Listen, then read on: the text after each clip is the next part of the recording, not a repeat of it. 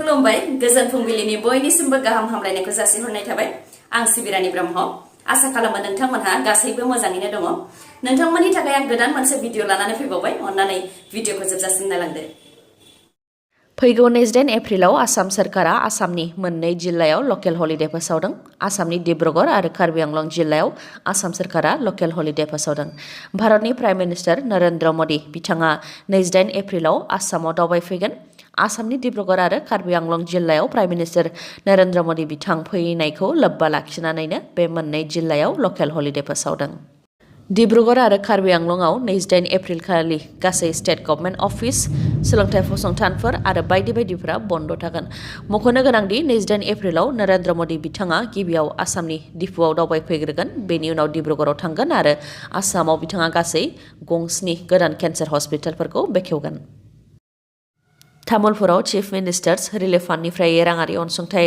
राननानै होदों तामुलपुरनि higher secondary अडिटोरियाम नब्लाङाव बेरामाव गोग्लैनाय माखासे दुखुथिया नखरनि सुबुंफोरनो आरो फरायसाफोरनो चेक राननानै होदों बे हाबाफारियाव बिटिसिनि गाहाय प्रमद बर' बिथां आरो तामुलपुरनि एमएलए जलेन दैमारि बिथांमोनहा बाहागो लादों बे हाबाफारियाव बाहागो लानानै बिथांमोनहा बुंथिदों दि चिफ मिनिस्टार्स रिलिफ फान्डनि गेजेरजों गासै 529 बेरामाव गोग्लैनाय दुखुथिया नखर आरो फरायसाफोरनो बे राङारि अनसुंथाइखौ राननानै होनाय जादों बिथांमोनहा बुंथिबावदों दि आसाम सरकारा आसामाव थानाय गासैबो थाखोनि सुबुंफोरनि जेंनाखौ सुस्रांनो थाखाय माखासे राहा लादों बेनिखायनो माखासे स्किम जेरै अरुणोदय स्किम लन रिलिफ स्किम आरो गुबुन गुबुन स्किमफोर दिहुनना होदों आसाम सरकारनिफ्राय होनाय बे स्किमनि गेजेरजोंनो बेरामाव गोग्लैनाय दुखुथिया नखर आरो फरायसाफोरनो बे राङारि अनसुंथाइखौ राननानै होनाय जादों होननानै फोरमायथियो लोगोसे थालांनाय माखासेफोरनोबो उननि समाव थाबैनो होनाय जागोन होननानै फोरमायथिदों बेनि अनगायैबो बावैसो सिगां जालांनाय बारहुंखानि थाखाय न' बां धोन सम्पति खहा जानाय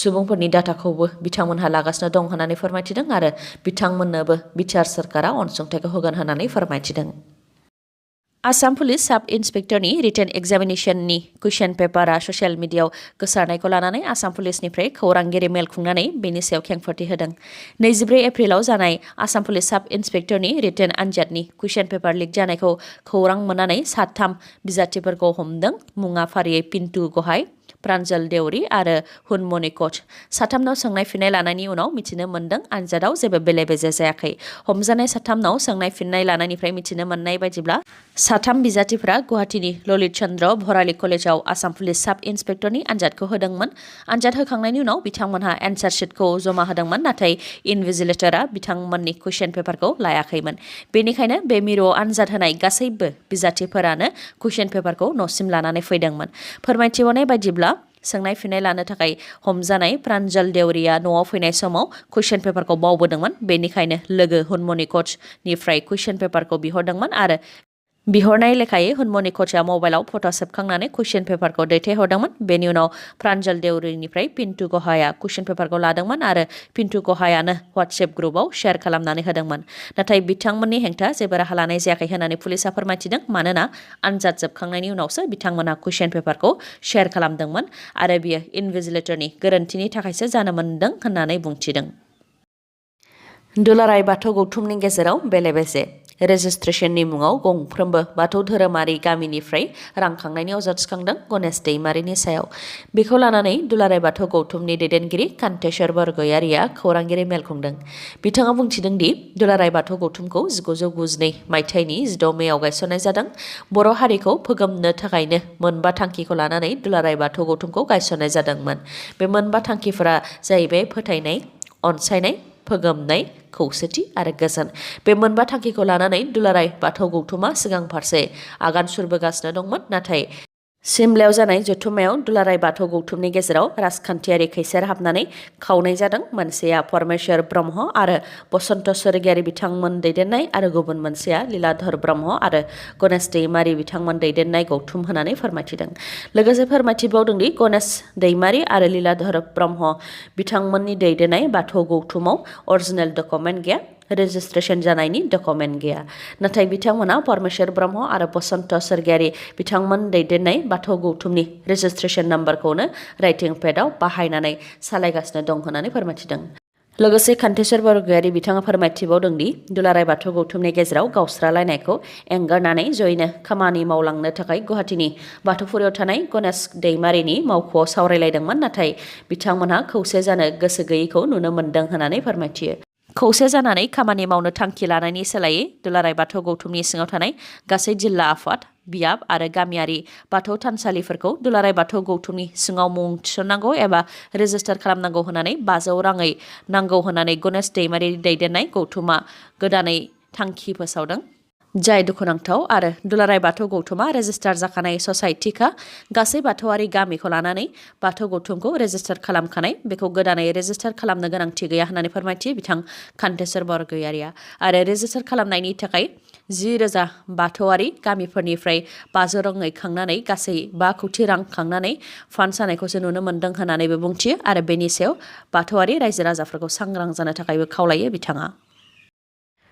थांनाय 13 सान सिगां गुवाहाटीनि GMCH देहा फाहामसालियाव मोनसे जाथाय जादोंमोन। सासे 7 दाननि उन्दै गथ'खौ सासे आइजोआ खावनानै लांदोंमोन, जाय जाथाया CCTV केमेरायाव सेबखांजादोंमोन। बिफा उन्दुफुबाय थानाय समावनो 7 दाननि उन्दै गथ'साखौ सासे आइजोआ खावनानै लांदोंमोन। बे जाथाया दिनैजों 13 सान बारलांबाय, नाथाय आसाम पुलिसा दिनैसिमबो गथ'खौ नागिरनानै दिहुननो हायाखै।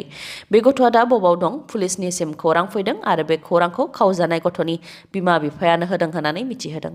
खौरांनि बायदिब्ला बे गथ'खौ चेन्नाइआव सासे नार्सआ लांदों।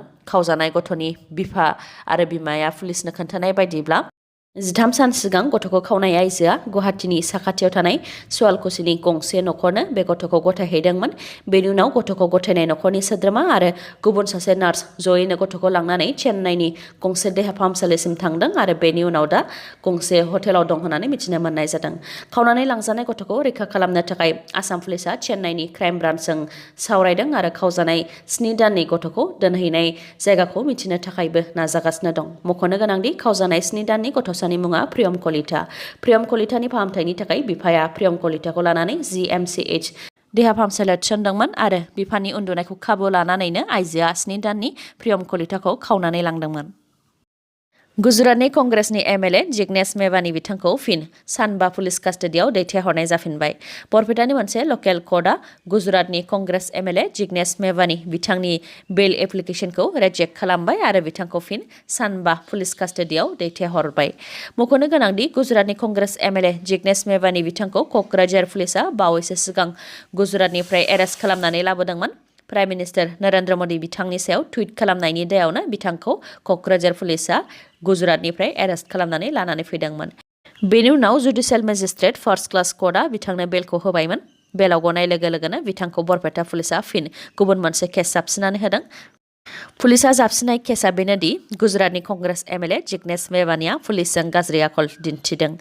बे केसआवनो बरपेटा पुलिसा जिग्नेश मेवानीखौ एरेस्ट खालामदोंमोन आरो बरपेटानि मोनसे लकेल कर्टआव बिथांनि बेलनि थाखाय हियारिं जादोंमोन। बरपेटानि लकेल कर्टआ बिथां जिग्नेश मेवानीनि बेलनि एप्लिकेशनखौ रिजेक्ट खालामबाय आरो बिथांखौ फिन सानबानि पुलिस कास्टडियाव दैथायहरफिनबाय। पाकिस्ताननि कराची इउनिभार्सिटिनि केम्पास सिङाव बम बेरनाय जाथाय। पाकिस्ताननि मोनसे उदखारि हान्जानि सासे आइजो सुबुङा माखासे चाइनिज सुबुंफोरखौ थांखिनानै गावखौनो बमजों बेफ्रुसारहोदों। बे बम बेरनाय जाथायजों आइजोजों लोगोसे गुबुन 4नि जिउ खहा जादों।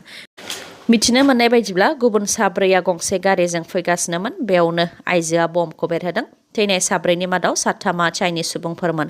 मख'नो गोनांदि बे ओनसोलाव बालुचिस्तान लिबारेशन आर्मिया चाइनिजफोरखौ थांखिनानै बुथारबाय थायो, मानोना बे ओनसोलाव चाइनाया इनफ्रास्ट्राक्चार डेभेलपमेन्ट आरो लामा बानायनाय बायदिनि प्रजेक्टनि सायाव खामानिखौ मावगासिनो दं आरो बेफोर प्रजेक्टजों ओनसोलनि सुबुंफोरा जेबो मुलाम्फा मोनैखौ लानानै बालुचिस्तान लिबारेशन आर्मि हान्जाया हेंथा होबोबाय थादों। बे खेबावबो बालुचिस्तान लिबारेशन आर्मियानो बे बम बेरहोनाय जाथायखौ मावदों होननानै सिमान लाबाय। दिनैनि भिडिअ'आ एसेनोसै। गाबोन आरो गोदान भिडिअ'जों लोगो मोनफिनबावगोन। नोंथाङा दासिमबो आंनि चेनेलखौ साबस्क्राइब खालामाखैबा अन्नानै साबस्क्राइब खालामदो, लोगोसे लाइक, कमेन्ट आरो शेयार खालामनो दाबाव। गोजोन्थों।